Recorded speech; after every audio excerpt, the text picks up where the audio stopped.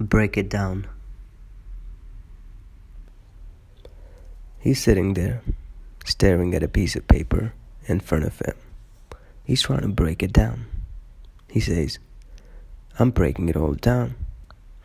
The ticket was $600, and then after that there was more for the hotel and food and so on for just 10 days. Say $80 a day. No, more like $100 a day. And we made love, say, once a day on the average. That's $100 a shot. And each time it lasted maybe 2 or 3 hours. So that would be anywhere from $33 to $50 an hour, which is expensive. Though of course that wasn't all that went on, because we were together almost all day long. She would keep looking at me, and every time she looked at me, it was worth something, and she smiled at me, and then stopped talking and singing. Something I said, she would sail into it, a snatch for me. She would be gone from me a little ways, but smiling too, and tell me jokes, and I loved it, but didn't exactly know what to do about it, and just smiled back at her, and felt slow next to her, just not quick enough. So she talked and touched me on the shoulder and the arm. She kept touching and stayed close to me. You're with each other all day long, and it keeps happening. The touches and smiles, and it adds up, it builds up, and you know where you'll be that night. You're talking, and every now and then you think about it. No, you don't think, you just feel it as a kind of destination. What's coming up after you leave, wherever you are all evening, and you're happy about it, and you're planning it all, not in your head, really, somewhere inside your body. We're all through your body. It's all mounting up and coming together, so that when you get in bed, you can't help it. It's a real performance. It all pours out, but slowly. You go easy until you can't anymore, or you hold back the whole time. You hold back and touch the edges of everything. You edge around until you have to plunge in and finish it off. And when you're finished, you're too weak to stand. But after a while, you have to go to the bathroom and you stand. Your legs are trembling. You hold on to the door frames. There's a little light coming in through the window. You can see your way in and out, but you can't really see the bed.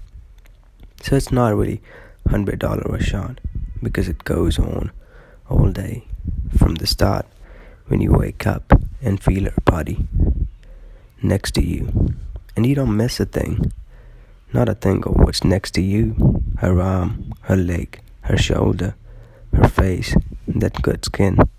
I felt other good skin, but this skin is just the edge of something else, and you're going to start going. And no matter how much you crawl all over each other, it won't be enough. And when your hunger dies down a little, then you think how much you love her, and that starts you off again. And her face, you look over at her face and can't believe how much you got there and how lucky, and it's still all a surprise, and it never stops. Even after it's over, it never stops being a surprise. It's more like you have a good 16 or 18 hours a day of this going on. Even when you're not with her, it's going on. It's good to be away, because it's going to be so good to go back to her. So it's still here. And you can't go off and look at some old street or some old painting without so feeling it in your body. And a few things that happened the day before, they don't mean much by themselves, or wouldn't mean much if you weren't having this thing together, but you can't forget, and it's all inside you all the time. So that's more like, say, 16 into 100 would be $6 an hour. which isn't too much. And then it really keeps going on while you're asleep, though you're probably dreaming about something else, a building maybe.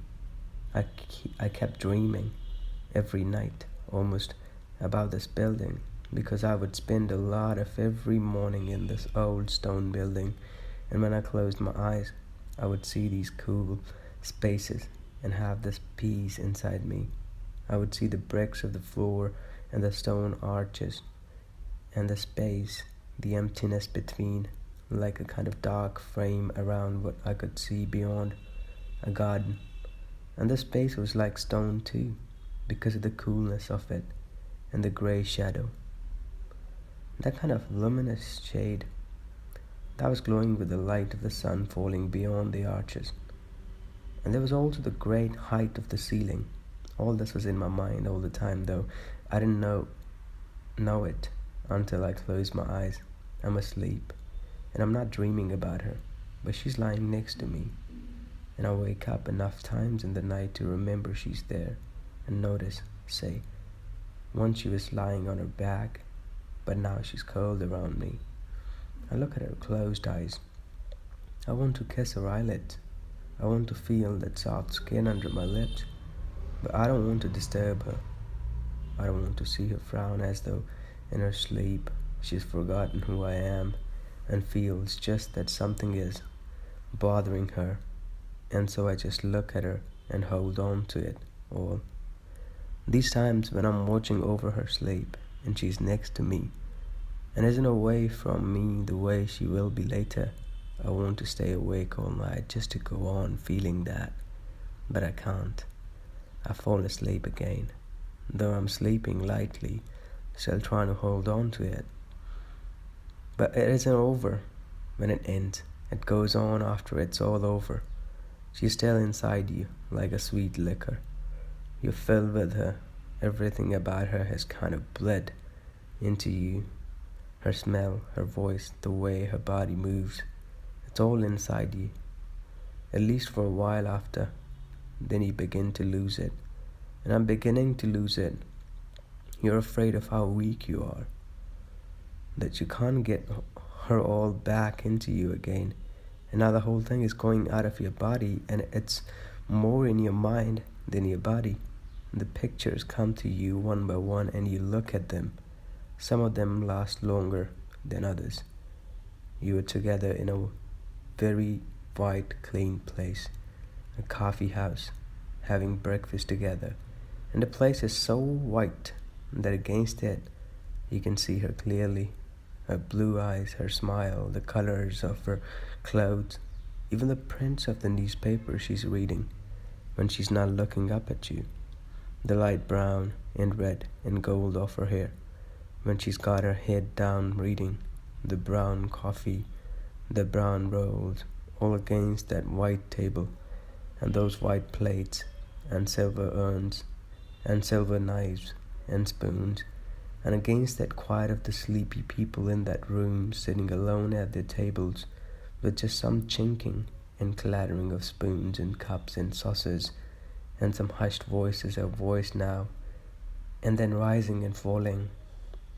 The pictures come to you, and you have to hope they won't lose their life too fast and dry up, though you know they will, and that you'll also forget some of what happened, because already you're turning up little things that you nearly forgot. We were in bed and she asked me, "Do I seem fat to you?" And I was surprised because she didn't seem to worry about herself at all in that way. And I guess I was reading into it that she didn't worry about herself. So I answered what I was thinking and said stupidly that she had a very beautiful body, that her body was perfect, and I really meant it as an answer. But she said kind of sharply, "That's not what I asked." And so I had to try to answer her again exactly what she had asked. And once she lay over against me late in the night, and she started talking, her breath in my ear, and she just went on and talked faster and faster. She couldn't stop, and I loved it. I just felt that all that life in her was running into me too. I had so little life in me. Her life, her fire was coming into me, and that hard breath in my ear, and I just wanted her to go on talking forever right there next to me. And I would go on living like that. I would be able to go on living, but without her, I don't know.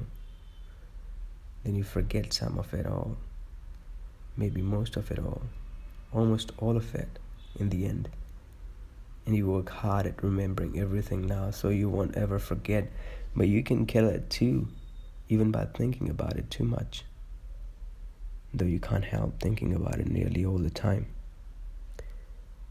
And then when the pictures start to go, you start asking some questions. Just little questions that sit in your mind without any answers.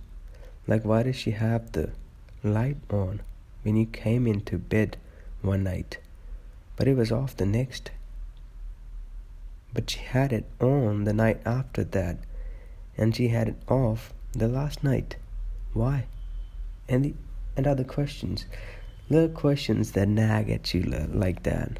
And finally, the pictures go, and these dry little questions just sit there without any answers, and you're left with this large, heavy pain in you that you try to numb by reading, or you try to ease it by getting out into public places where there will be people around you.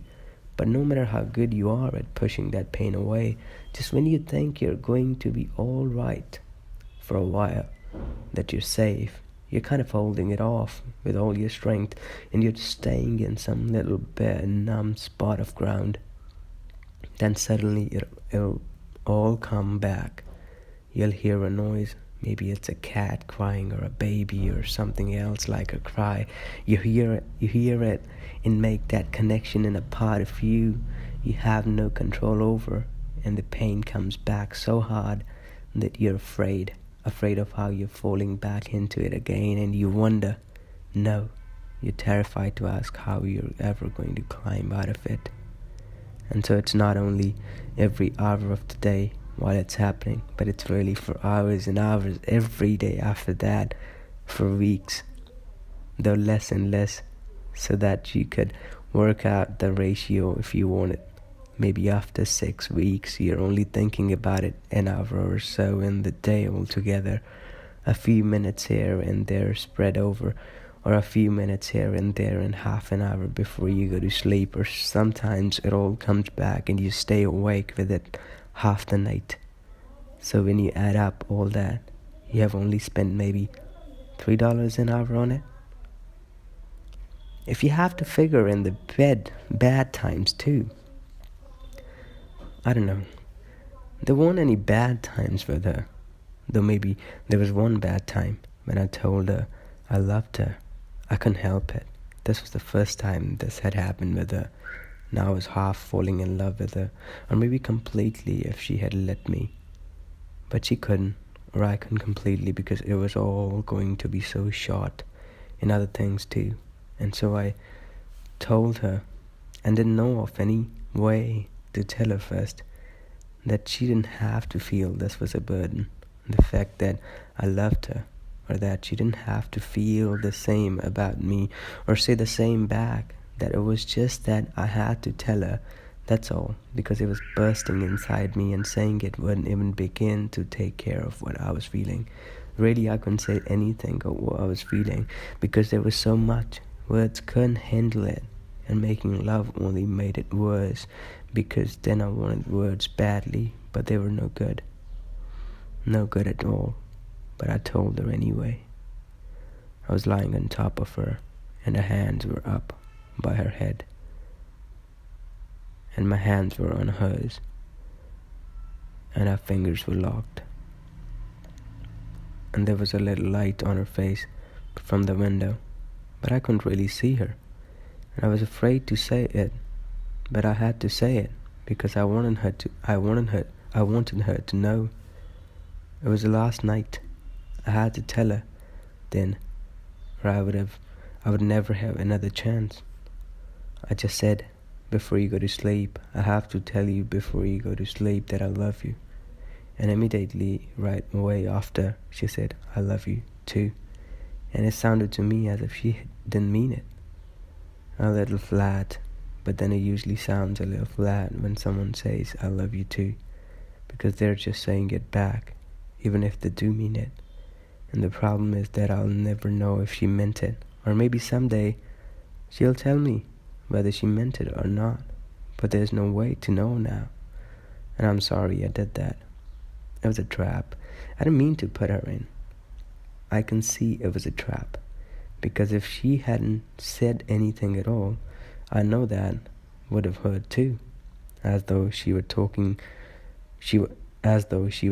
something from me and just accepting it and not giving anything back. So she really had to, even just to be kind to me, she had to say it. And I don't really know now if she meant it. Another bad time, or it wasn't exactly bad, but it wasn't easy either, was when I had to leave. The time was coming, and I was beginning to tremble and feel empty. Nothing in the middle of me, nothing inside, and nothing to hold me up on my legs. And then it came. Everything was ready, and I had to go. And so it was. Just a kiss, a quick one, as though we were afraid of what might happen after a kiss. And she was almost wild then. She reached up to a hook by the door and took an old shirt, a green and blue shirt, from the hook and put it in my arms for me to take away. The soft cloth was full of her smell, and then we stood there close together looking at a piece of paper she had in her hands, and I didn't lose any of it. I was holding it tight that last minute or two, because this was it. We had come to the end of it. Things always change. So this was really it, over. Maybe it works out all right. Maybe you haven't lost for doing it. I don't know. No, really. Sometimes when you think of it, you feel like a prince, really. You feel just like a king. And then other times you're afraid. You're afraid, not all the time, but now and then, of what it's going to do to you. And it's hard to know what to do with it now. Walking away, I looked back once, and the door was still open. I could see her standing far back in the dark of the room. I could only really see her white face, still looking out at me, and her white arms. I guess you get to a point where you look at that pain as if it were there in front of you, 3 feet away, lying in a box, an open box, in a window somewhere. It's hard and cold, like a bar of metal. You just look at it there and say, all right, I'll take it. I'll buy it. That's what it is. Because you know all about it before you even go into this thing. You know the pain is part of the whole thing. And it isn't that you can say afterwards the pleasure was greater than the pain, and that's why you would do it again. That has nothing to do with it. You can't measure it, because the pain comes after, and it lasts longer.